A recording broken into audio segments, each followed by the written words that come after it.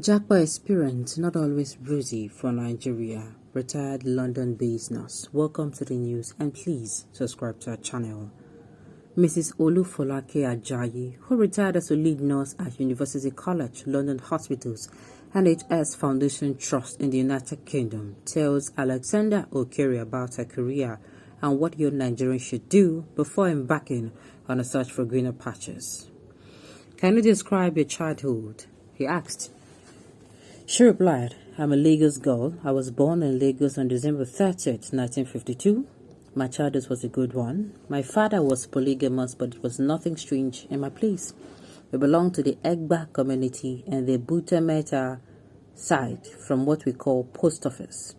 We attended St. Jude's Anglican Communion. How many wives did your father have? They asked. She replied, he had 2 wives and 12 children. My mother was the first wife, and I'm her last child, and only daughter. My mother had 4 children, and the second wife had 8, but we all lived together amicably. I was a tomboy and usually got into trouble. I had 2 sides. I was quiet, but could also be troublesome. I was not afraid of anybody. I did what I felt was the right thing to do.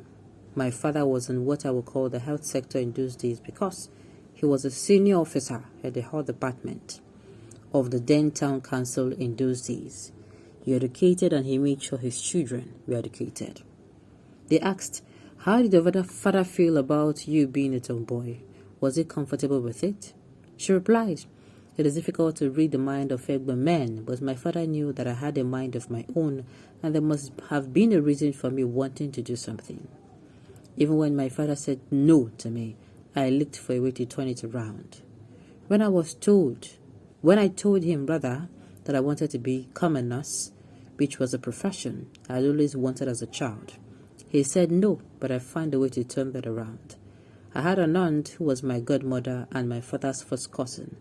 I told her what my dad says. She talked to him, and the rest is history. He asked, did he tell you why he did not want you to become a nurse? She replied, people at that time used to say nurses are promiscuous and always flirting with doctors and all whatnot, but I proved them wrong. I began my training at the age of 18 at the Lagos University Teaching Hospital. There were 10 of us. They asked, what were some of your memorable moments at Lute? She replied, I had many.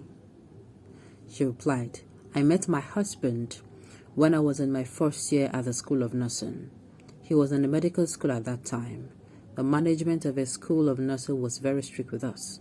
Before we were allowed to leave the school, our fathers had to write a letter requesting the school to permit us to go out. But in our second year, we knew how to find our way outside for parties. Also, we received some of money from the school as allowance at the end of the month. Because I hardly went home at the end of academic work, I saved that money and bought some fashionable outfits at a shop in Surulere called Small Prices. We were young and we enjoyed it. The fact that we were being paid while in training was memorable. My husband caught me much early, so he put an eye on me and told everybody that I was the one he would marry. He was actually like a hawk watching over me at the School of Nursing, and all the matrons knew him. I didn't like it at the time, but what could I do? He's now my husband. He asked, what do you think attracted him to you? She replied, when I was at the preliminary training school, I wore a punk uniform. In my first year, he was posted to the ward where I was. One day, he came and told the nursing sister on duty that he would have to come back because he wanted to watch a football match. When I heard, I became angry because I hated that insolence, but I couldn't say anything because I was a junior nurse. It was later that I realized that the lady was a first cousin to his mother. When he returned, I went to the bay where he was, greeted all the people there and ignored him. I did not know that made him interested in me. I tried to avoid him, but he was very persistent. He was also quiet. He could sit for half an hour and not talk to the point that I wondered what was wrong with him. But he never stopped coming to my class to see me. I said yes to him and ended up living the past 47 years of my life with him. I do not regret it though.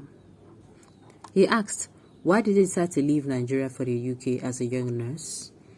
She replied, At the School of Nursing at Lut, my classmates and I had to spend an extra 6 months for us to take the UK Board's nursing examination. And once a candidate passed the Nigerian and UK examination, that candidate was given a chance to go to the UK to continue their training. Also, a lot of us wanted to have a midwifery in the United Kingdom. When we concluded the exams and I wanted to go to the UK, my husband insisted that we had to get married before my departure because he was also leaving for his postgraduate study. Unfortunately, my automatic transmission for midwifery was cancelled due to a misunderstanding between Nigeria and the UK. So I stayed behind, got married, had a child, and took the child to the UK when my husband went there for his master's. After my midwifery in the UK, I started working because my superiors did not want me to leave. I had to tell them that I needed to return to Nigeria to see my sick mom. They allowed me to go but kept my job from me for about 3 years and kept in touch with me through letters and phone calls because they wanted me to come back to the UK. I was in Roehampton, London at that time. My mom recovered and even lived till the age of 90. When my husband and I returned to Nigeria in 1982, he got a job at the Ministry of Health in Nigeria, and it came with a car, a house, and an education for our children. Nigeria was beautiful then. In fact, we did not like the situation in the UK because the late Margaret Thatcher was the Prime Minister. However, I returned to the UK in 2002.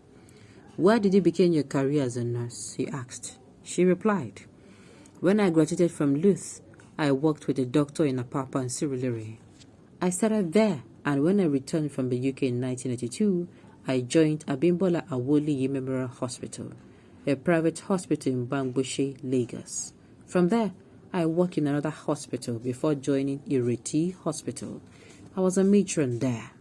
I took my children and joined him in Aba, Abia State for 7 years. I have enjoyed nursing to the fullest. They asked, how will you compare the nursing profession then to now? She replied, there is no basis for comparison. Nursing is nursing anywhere in the world. All one needs to do is update oneself regularly, and I never stop doing that because I love lifelong education. Yes, there are a lot of things that are not up to the standard, but that does not mean she would flock the procession. In my era, we were still under the colonial masters and the quality of life was better. We are not as populous as we are now. There are many of our women challenges now, but we need to look for positivity in that negativity. People say Nigeria is completely bad, but I tell them to look for positivity. This is quite interesting. Things were far better then. Makes me wonder why, now why we are no longer under the colonial masters and still having to endure instead of enjoying Nigeria. Okay, on this note, we've come to the end of the news. We say thank you for tuning in to listen. Until I come your way next time, enjoy the rest of your day.